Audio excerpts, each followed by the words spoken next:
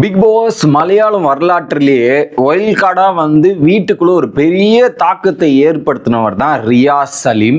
அவர் இன்னைக்கு big pass வீட்டுக்குள்ள அந்த ஹோட்டல் டாஸ்க்ல ஒரு கெஸ்டா வந்து என்ன பண்ண போறாரு அப்படின்ற ஒரு எதிர்பார்ப்பு எல்லாருக்கிட்டே இருந்திருக்கும். ஓகே, ஸோ அதில் ஒரு 3 டாஸ்க் பிக் பாஸ் டிசைன் பண்ணி கொடுத்துருந்தாரு. இந்த 3 டாஸ்க் நீங்கள் பண்ணீங்கன்னா ஹவுஸ் மேட்சுக்கு ஒரு பெனிஃபிட் கிடைக்கும், இல்லைன்னா ஒரு பெரிய ஆப்பு ஒரு பனிஷ்மெண்ட் இருக்கும் அப்படின்ற ஒரு 3 டாஸ்க்கை கொடுத்துருக்காங்க.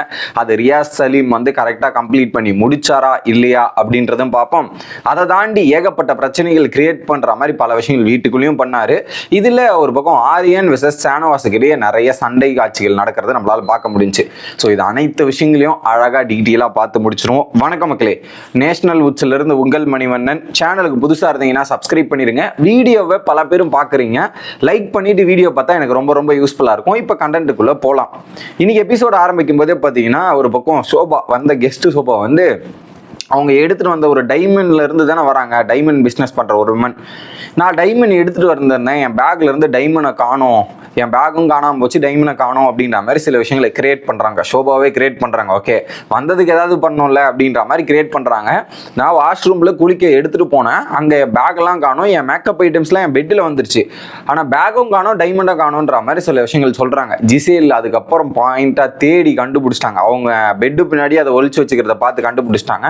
ஆனால் டைமண்டை காணுமே, டைமண்ட் எங்கே போச்சு? ஸோ டைமண்ட் இருந்தால் தானே தேட முடியும், இல்லாத டைமண்ட் எங்கே போய் தேடுறதுன்ற மாதிரி ஒரு சில விஷயங்கள் நடந்துட்டு இருக்கு. இது ஒரு பக்கம். அடுத்து பிக் பாஸ் வந்து அனௌன்ஸ்மெண்ட் கொடுக்குறாரு. இப்போ ஒரு புதுசா கெஸ்ட் வர போறாரு, அவங்களை வரவேற்கிறதுக்கு தயாராருங்க அப்படின்றத சொல்றாரு. அப்போ ரியாஸ் வந்து என்ட்ரு ஆகிறாரு. என்ட்ரான உடனே பார்த்தீங்கன்னா பல பேருக்கு ஒரு க்ளோஸ் அப் ஷாட் வச்சுட்டு இருந்தாங்க. வந்த உடனே ரியாஸோட என்ட்ரு வந்து டைரக்ட் அட்டாக் வந்து லக்ஷ்மி தான். அந்த லக்ஷ்மி வந்து போன வீக்கெண்ட் எபிசோடு பேசின டாபிக்கு அவருக்கும் விருப்பம் இல்லை, அந்த ஷோபாவுமே அதை ரிஃப்ளெக்ட் பண்ணாங்கல்ல. இவர் வந்தவொடனே உங்களுக்கு ஏதாவது என் கூட பேசுறதுக்கு பிரச்சனை இருக்கா, ப்ராப்ளம் இருக்கா அப்படின்னு கேட்டாங்க. அப்பெல்லாம் எனக்கு ஒன்றும் பிரச்சனை இல்லையே அப்படின்ற மாதிரி லக்ஷ்மி சொல்ல, இந்த லிப்ஸ்டிக் இதெல்லாம் போட்டிருக்கேன்னு இவர் பேசினாரு.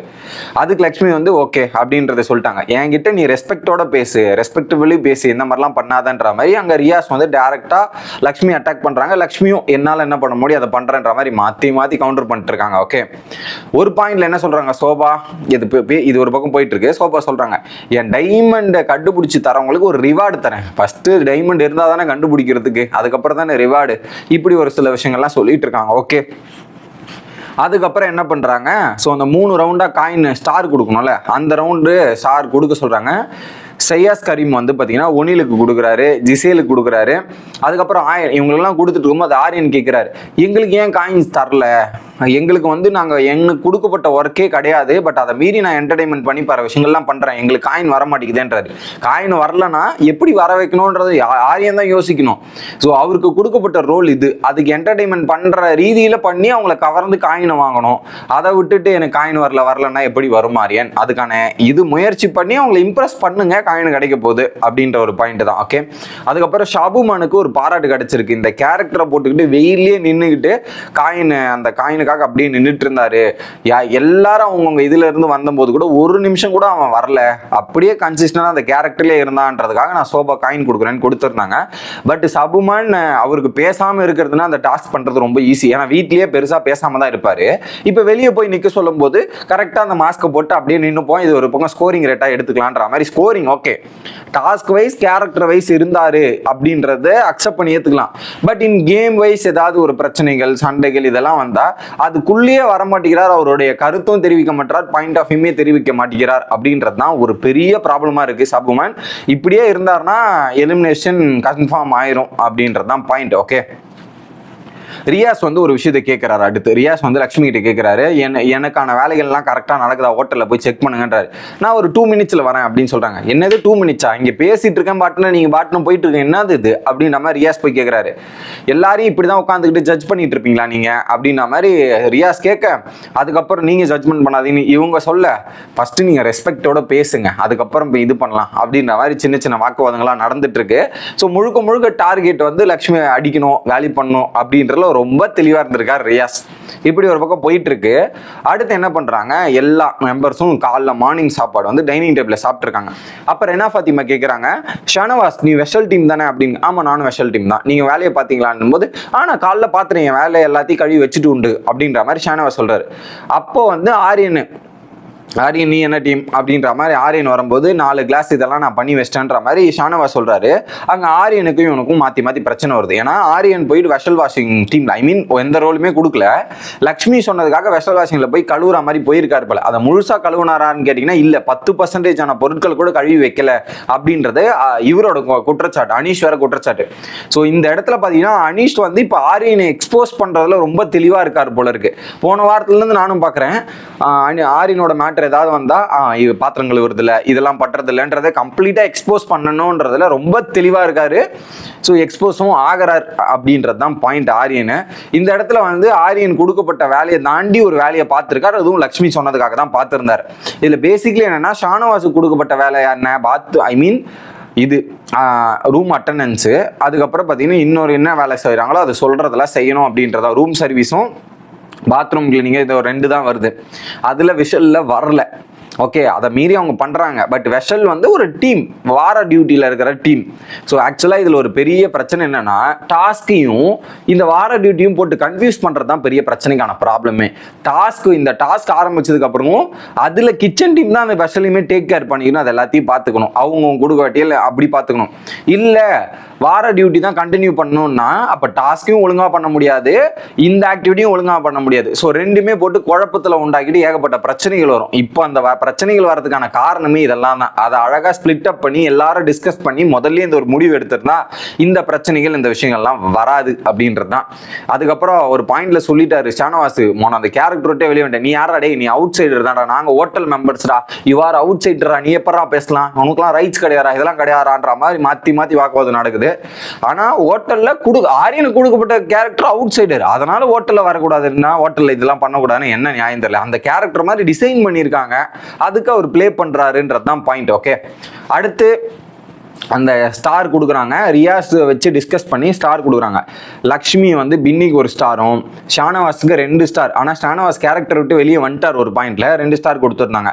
அனீஷுக்கு 1 ஸ்டாரு, ஜிசேலுக்கு 1, அப்புறம் பார்த்தீங்கன்னா நவீனுக்கு 1, அக்பருக்கு 1. ஓகே, ஓனிலுக்கு 1 ஸ்டாரை கொடுத்துட்டு வாங்கிட்டாங்க. ஸோ ஆக்சுவலாக ஸ்டார் கொடுக்கறதுக்கு முன்னாடி இவருக்கு கொடுக்கணுமா வேணாமான்னு யோசிச்சு முடிவெடுக்க வேண்டியது லக்ஷ்மி. ஓகே, லக்ஷ்மியோட பவர் வேற ஒரு பக்கம் வந்து இவங்க வாங்கிட்டாங்கல்ல, அதிலா வாங்கிட்டாங்கல்ல. இங்க வந்து ஒரு சின்ன கன்ஃபியூஷன் ஆகிட்டு ஸ்டாரை ஃபர்ஸ்ட் ஒனிலுக்கு கொடுத்துட்டாங்க. திரும்ப கொடுத்த ஸ்டாரை திரும்ப வாங்குறது அது நல்லது இல்லை. நீங்க ஒரு டிசிஷன் எடுக்கிறதுக்கு முன்னாடி ரொம்ப தெளிவாகவும் ஆணித்தனமாகவும் இருந்திருக்கணும்.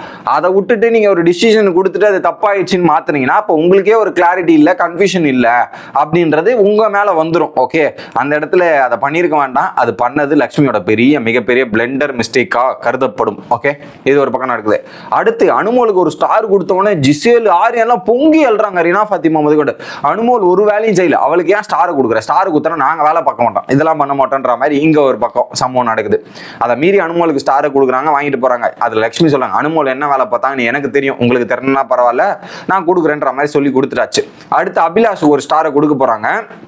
அப்போ ஒரு விஷயத்த சொல்றாங்க, நிறைய வேலைகள்லாம் பார்த்துருக்காரு அபிலாஷ், ஆனால் கேரக்டர்ல இல்லை, அதனால நான் கொடுக்குறேன்ற மாதிரி ஸ்டார் கொடுத்தவனா அவர் அப்செட் ஆயிட்டார். உடனே இந்த ஒரு ஸ்டார் இன்னொருத்தர் கிட்ட இருந்து புடுங்கி கொடுத்த ஸ்டார் எனக்கு வாங்க விருப்பம் இல்லை, நீங்க திரும்ப அவர்கிட்டயே கொடுத்துருங்க அப்படின்ற மாதிரி சொல்றாரு.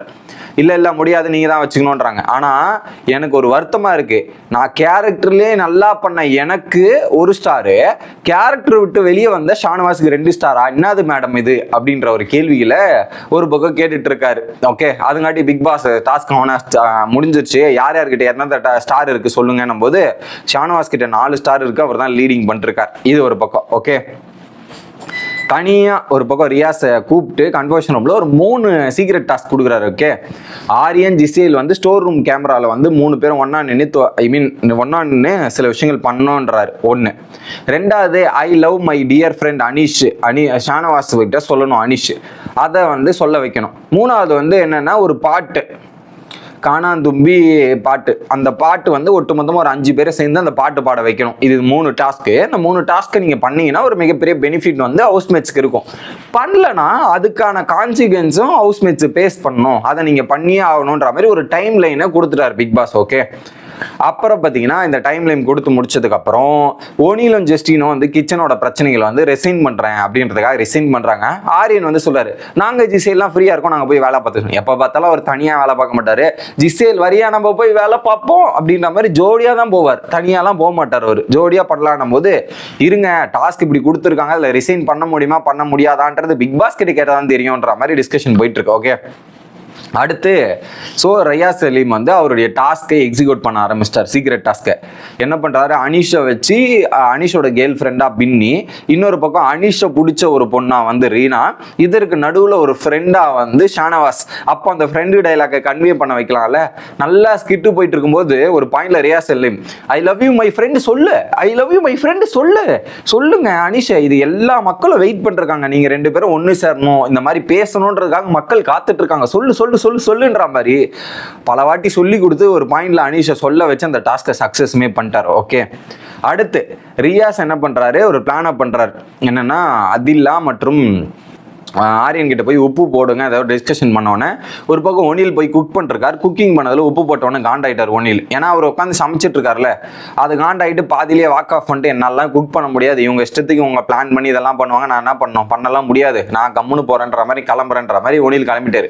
இன்னொரு பக்கம் ஆரியன் போயிட்டு அந்த கிரீன் டீயோட இது எல்லாத்தையும் திருடிட்டு போறாரு. இதை பார்த்தவொன்னு ஒன்று காண்டாயிட்டு நானும் எடுத்துட்டு போறேன்டான்ற மாதிரி ஒரு சில ஃபுட் ஐட்டம்லாம் ஒனில் எடுத்துட்டு போயிட்டார். ஓகே, அதுக்கப்புறம் பார்த்தீங்கன்னா இது எங்க கேம் பண்ண சொன்னா வேணாமோ பண்ணிருக்காங்க, நம்ம கொடுத்த வேலையை ஏதோ பண்ணிருக்கோம், நீங்க ஏன் எல்லாத்தையும் பண்றீங்க, உங்க வேலைனா உங்க வேலையை பாருங்க, எதுக்கு இங்க குக்கிங்ல டிஸ்டர்ப் பண்றீங்க, இதெல்லாம் பண்றீங்கன்ற மாதிரி டிஸ்கஷன் நடந்துட்டே இருக்கு. இன்னொரு பக்கம் ரியாஸ் வந்து எனக்கு யார் சாப்பாடு செஞ்சு கொடுப்பான்ற மாதிரி அவரே கிரியேட் பண்ணாரு. அதை போயிட்டு அங்க ஜிஎம் கிட்ட கம்ப்ளைண்டா இந்த மாதிரி ஒரு விஷயம் போயிட்டு இருக்கு. அப்போ வந்து ஒனில் செம காண்டாயிட்டு, இப்ப 16 பேருக்கு சாப்பாடு செய்யறோம்ல, அதுல முடிஞ்சா உப்பு போடுறா, போடு அதிரா நீ போடு, இப்போ அதிலா போடு, நீ இதில் போடு அப்படின்னும் போது ஆரியன் வந்து நான் பண்ணுறேன் கெத்துன்ற மாதிரி லைட்டாக அந்த பிஞ்சு சால்ட் எடுத்து அப்படியே தூவுறாரு மேலே. இது ஒரு பக்கம் நடந்துட்டு இருக்கு. ஒரு பாயிண்ட்டுக்கு மேலே செம க்ளோஸ் அப்.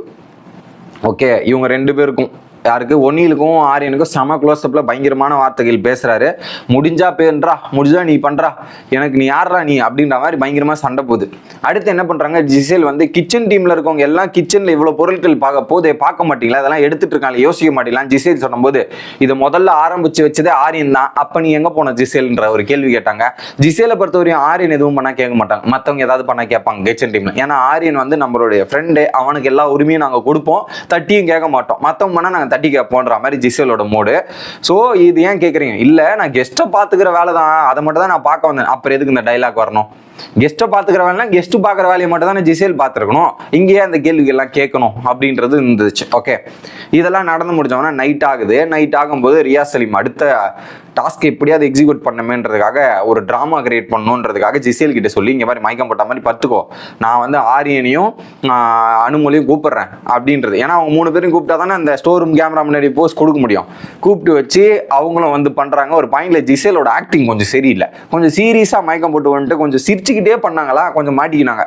சிரிச்சுக்காம அப்படி பண்ணிட்டு இருந்தா நல்லா இருக்கும். பட் ஃபோட்டோ அந்த கேமரா முன்னாடி வந்து நின்று பார்க்குற மாதிரி வந்துருச்சு. அது ஓகே, பிக் பாஸ் ஓகே பண்ணுவார்னு நினைக்கிறேன், பண்ணாமலாம் இருக்க மாட்டாரு. ஆனால் அது ஒரு ட்ராமான்றதை கடைசியில் போட்டு உடைச்சிட்டாங்க. அப்படியே இன்னைக்கு எபிசோட முடிச்சிருக்காங்க. உங்களோட கருத்துக்கள் என்ன அப்படின்றத கமெண்ட் பண்ணுங்க. அடுத்த வீடியோவில் வந்து சந்திக்கிறேன். Bye guys.